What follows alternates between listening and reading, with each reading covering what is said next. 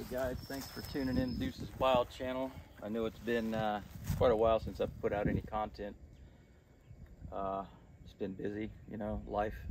But yeah, you know, that's how it goes. But today we're gonna be out here playing around with my 1861 Colt Navy in a 36 cal, period, correct.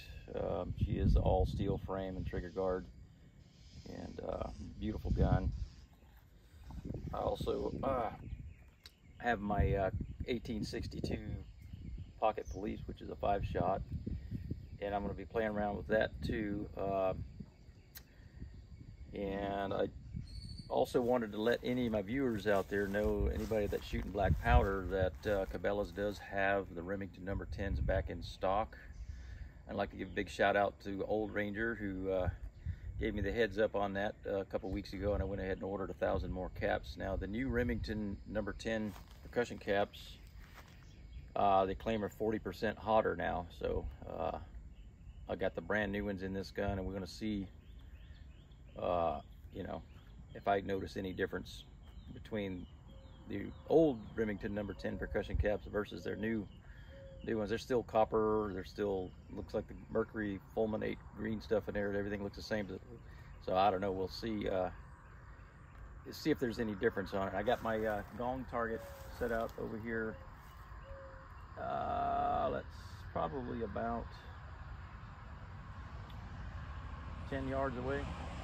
He's shooting about 10 yards away, about 30 feet. So not too far.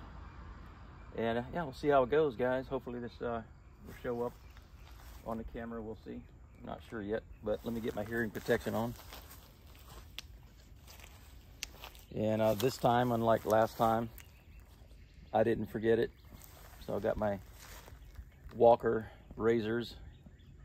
Fantastic hearing protection. I love them. All right, so here we go. We'll see how this baby does.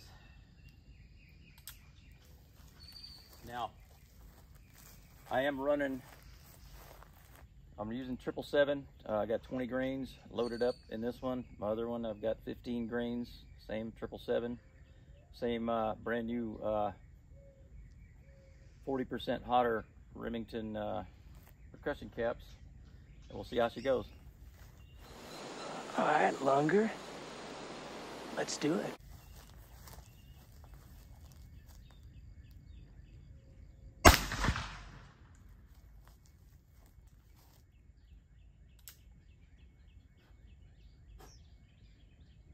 Got a little bit of a fragment in there, but it didn't stop me. I'm gonna try it one-handed and see.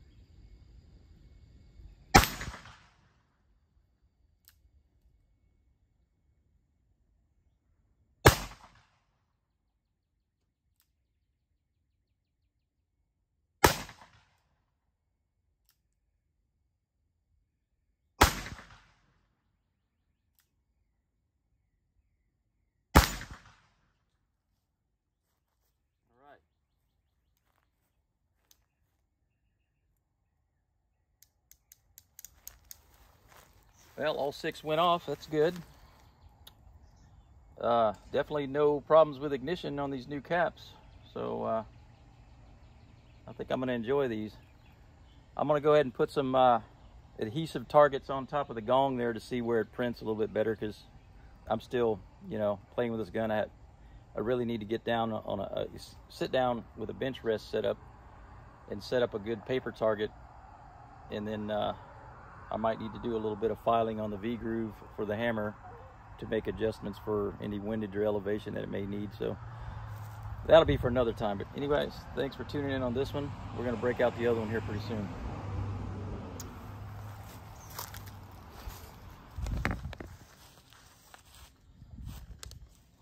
Okay, guys. Getting ready to shoot the 62 Pocket Police here in a minute. Stand back so the camera get me. So I just got done shooting the 1861 Colt Navy with the brand new Remington number 10 percussion caps that are 40% hotter, and you saw that they all went off. Everything detonated good, but there was something else I didn't notice that I wanted to take note of. All right, hold on a sec. These cicadas are really loud right here in the trees, but Something I didn't notice until after I started loading the gun again was there was almost no residue from the caps on the nipples. The older, the original Remington number 10 percussion caps would leave a little bit of powder residue when they ignited. So if they're making them 40% hotter and they're leaving less residue, that's a plus. So just letting y'all know out there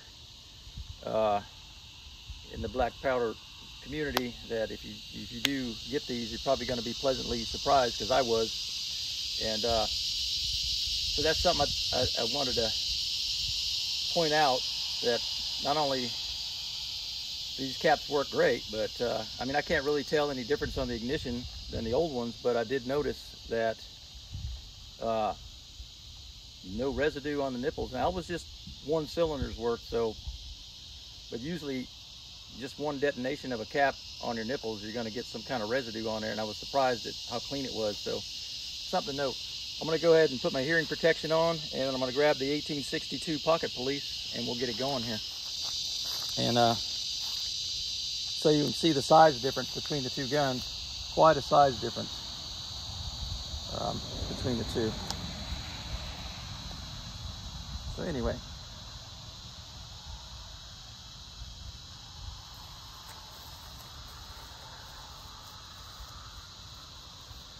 this is 15 grains of 777. Oh, also,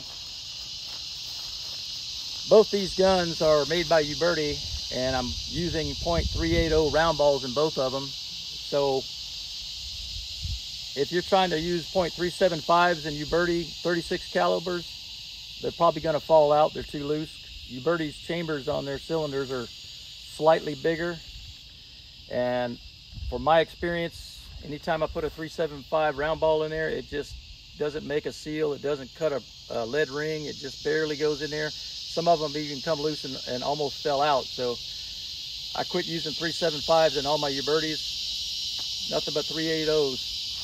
Same with my 44s. I don't use 451 round balls. I use either 454s or 457s. And 457 diameters on my 44s, it work perfect on the Ubertis. Now the Piettas, they don't care. The Piettas you can run, and I have a couple Piettas too, you can run .375 diameters on the 36 and they work just fine.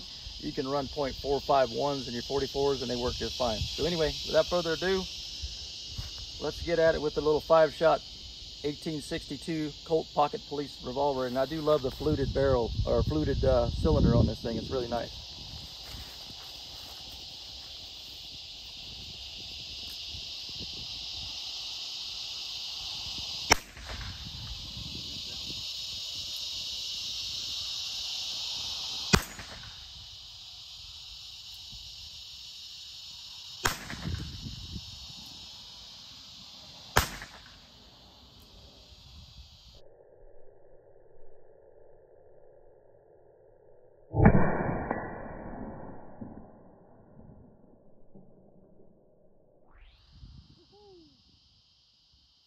Well, I blew my adhesive targets right off, so I guess they don't stick as good as I'd hoped. But there you have it. Also on this little gun, got a little bit of a cap down there. Get that out. I didn't have any cap jams, but I got fragments that are loose. I'm just trying to get them out. It's still kind of stuck on the nipples. There we go. But I went through my fair share of problems with this little gun to try to get it more reliable, and started off stock out of the box. The stock nipples on here, I'd maybe get 2 or 3 to detonate with a standard Remington number 10, and you know, 1 or 2 or 2 or 3 wouldn't detonate. And so I thought, well, let's go ahead and put buy the slick shot nipples. I put those on there, and I was maybe getting 1 detonation out of 5 rounds, which was even worse. So I took my calipers out, started measuring, and then I found out why. And it might have just been the ones that I ordered from Slick Shot, but they did not work. They were 20 thousandths of an inch shorter from the base where it threads down to the end of the nipple. So that was creating a bigger gap between the cap and the hammer, so that's why it wasn't able to detonate. So I bought a set of Tresso Amco nipples for it. Sorry, the cicadas are loud right now.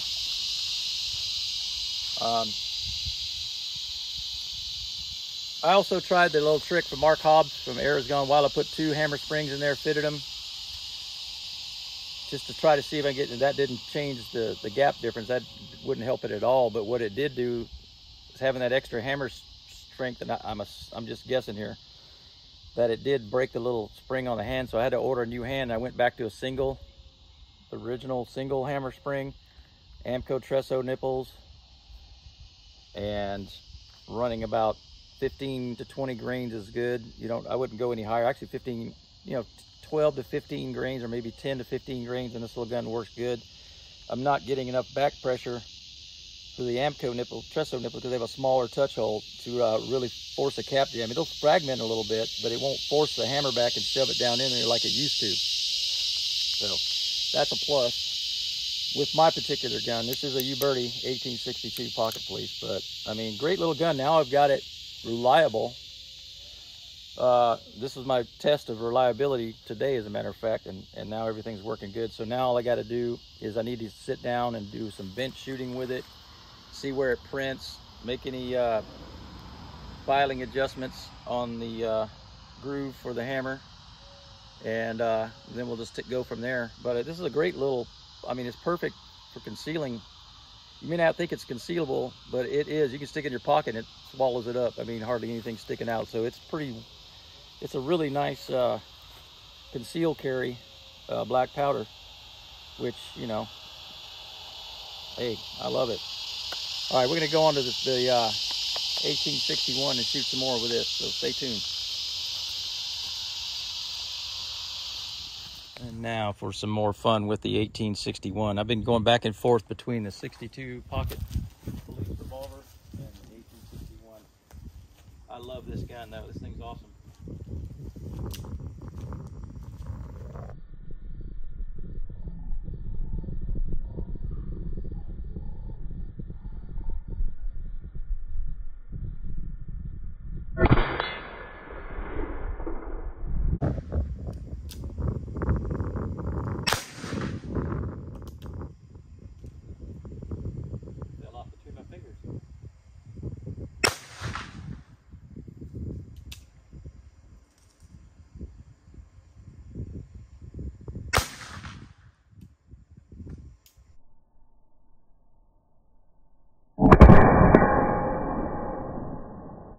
This one's doing really good with the stock cones on it, or nipples, but she is starting to get sticky. So after so many cylinders, so I'm going to take her home and clean her up. But yeah, she's starting to get a little sticky. Not horrible, but you can tell after about 6 or 7 cylinders, it starts to get a little sticky. All right, guys. Peace out.